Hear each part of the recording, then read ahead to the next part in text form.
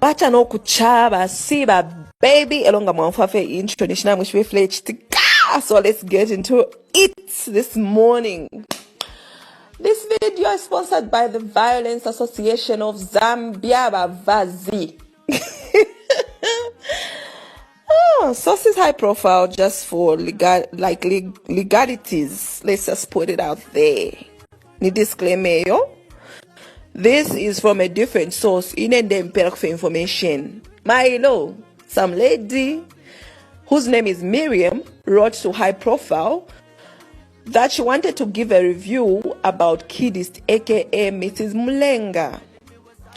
She said, I purchased something from her for the first time and I got wig bundles for 450 kwacha plus, making the wig 150 kwacha courier. So, now I will share information because it's important. Mkashano Miriam.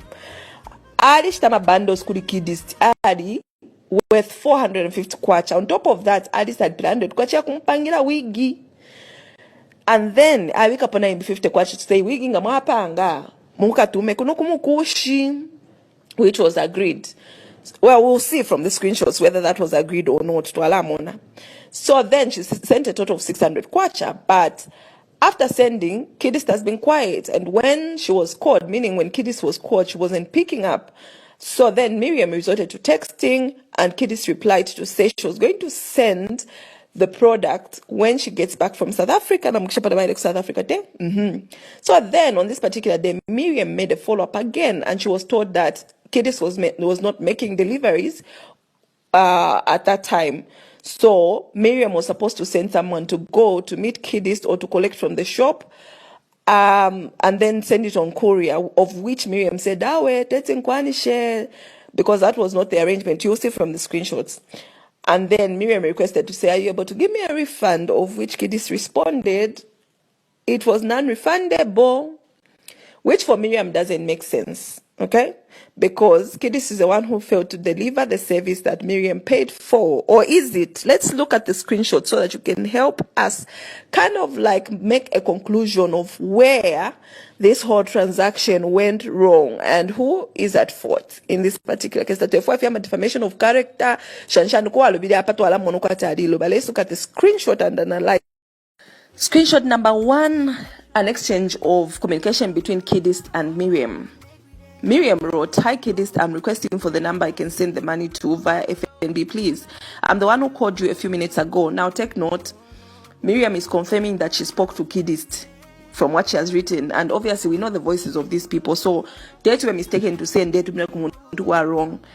Miriam is confirming that she spoke to Kidst a few minutes before messaging, and she was asking for the number. Kidst gives the information, including the number. Miriam sends the money, which is a 600 kwacha via FNB.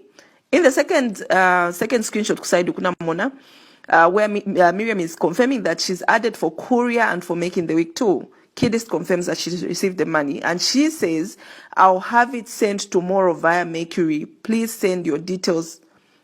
Please send me your full details. Now, I want you to take note. Kidst says, I'll have it sent tomorrow via Mercury. Please send your full details. So meaning Kidst was supposed to send this week the following day after receiving the payment. She was supposed to send this week via Mercury. She even indicated it's high quality fiber, 3 bundles and a simple closure, not Brazilian, which Miriam was okay with by her sending the details there. And she says, I've never bought anything from you, but I'm confident about the things that you sell. I guess this is just the start. In this particular screenshot, Kidst is seen responding to Miriam via a voice note. We don't know what she said in that voice note, but I think this is important because there are people who may say, I think you dealt with a scammer, Shanshan. We know the voices of these guys, deaf. So if you get a screenshot and you still proceed with a transaction or with a communication, it means you are dealing with a legit person. So meaning, it's true that Miriam was speaking to Kidst. And Miriam responded to say, I want a black one. Another screenshot, another voice note from Kidst. And then Miriam proceeds to write, I definitely do, Han. Okay, I'll wait. Thanks a lot. Good night, Han. Okay, and Kidst responds to good night, Han. Now, I don't know how many days passed from the time that they had the first conversation to the day that Miriam was trying to follow up, which was on the 2nd of November. Now remember, my first Kidst said she was supposed to send the parcel the following day after this conversation. So we don't know how many days had passed, but maybe that's just a minor issue, Tefio. So Miriam on the 2nd of November said, hello, just trying to make a follow-up on the wig I bought. How far? No response from Kidst, which was like another day. Okay, let's just assume it's the second day, which is the day that Kidst was supposed to send, but there was no response from Kidst. And then again, Miriam tries to make a follow-up, which is on the second, which is like on the second day, says hello, and then Kidst responds, I'll inform you when I return to Zambia. So you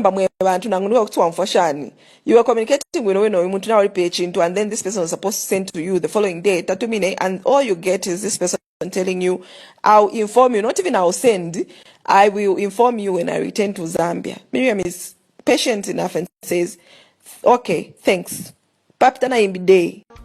This is a continuation. So on this particular day, Miriam wrote, but why am I not getting replied to?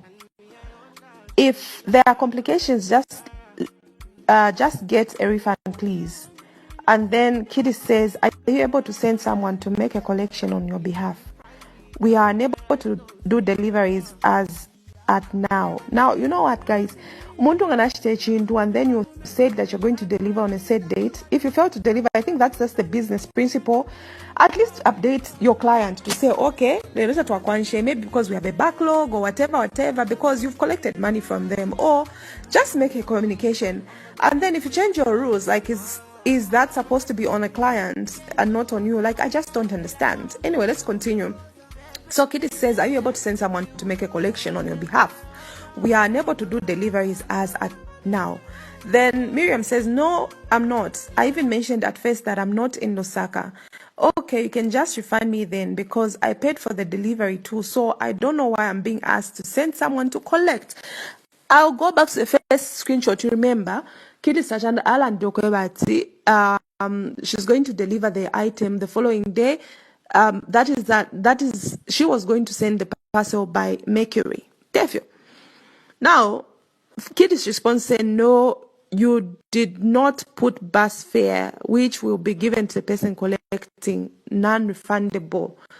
This is just confusing. Like, where did the bus fare come in? She said she was going to send by Mercury. Herself, Kidst said that I'll go and send by Mercury. No, but here bus fare and the person collecting, how has it come in? Anyway, let's proceed. Miriam says, are you serious? Bus fare to where? Kidst says, Mukushi, as you said, but there was no mention of bus fare. That's what we are saying. Kidst, you said you were going to send the parcel the following day on Mercury, not bus. So she should be bus ya kumukush eko ya fumine. And she even replied to the message, say, here you said Mukushi, or maybe you were mistaken. And then Miriam says, yo, you said the hair was for 50, making a wig was 100, Mercury 50. That's the amount I sent. Kidst responds, yes, what I'm saying is if someone can collect from us at a store and take to Mercury on your behalf, would give them the 50. Oh God, this is just a mess. I'm getting a headache reading this. You know what? This is now from Miriam. You know what? You can keep the money. I think she was just frustrated. I am just tired reading this. And then Kidst responds, we have no one to go to the station. We have other clients. You can simply send someone to collect and send for you. Mona Kidst, what if the relative? So what are you going to do? Keep her money and not send her the item until she can send someone to come and collect the stuff? But then I'm still referring to the first message you said, the following day on Mercury. Like, where has this third person come in and just the excuse that there's no one to go to, just to go to the station? I don't understand. It wasn't even about the station. The 50 kwacha was for Mercury. Remember Mercury, they are mobile. You can simply dial their number. So send by Mercury, send more, send the Mercury by la konkela. So I still don't understand.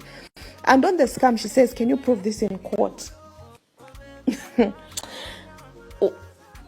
Where is the court coming from, Kidst? And then she says, this is a business. People have shortcomings. That doesn't give you the right to start insulting us. No. How has this lady insulted you? The fact is, she paid you money. You still have her money.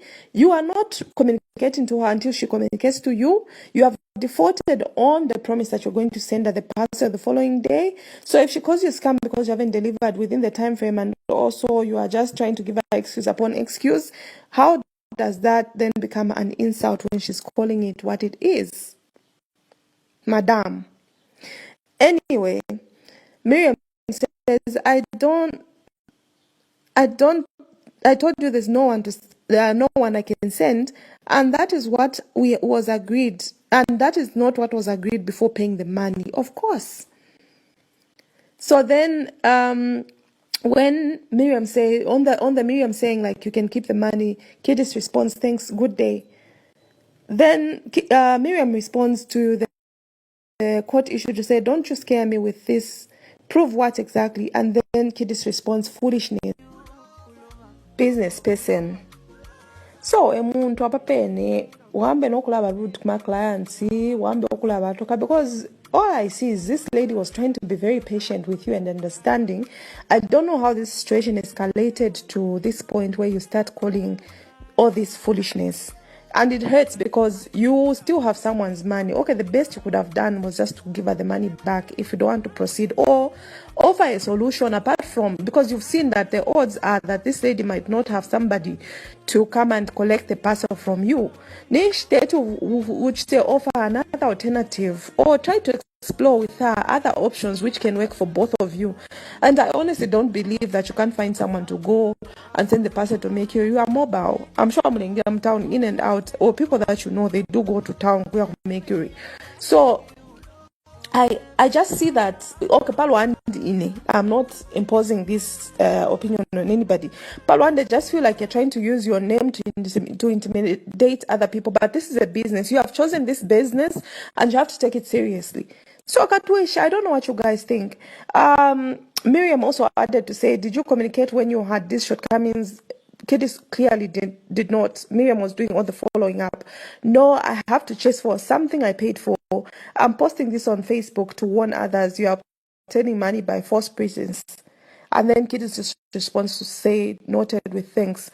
Instead of offering a solution, I'm a business people, customer ngana kwata complaint. At least the best you can do is offer a solution, not ignoring them whilst you still have their money. So are you ranting? But in this particular case, everything is on you. You have the stock, and you got the money. So then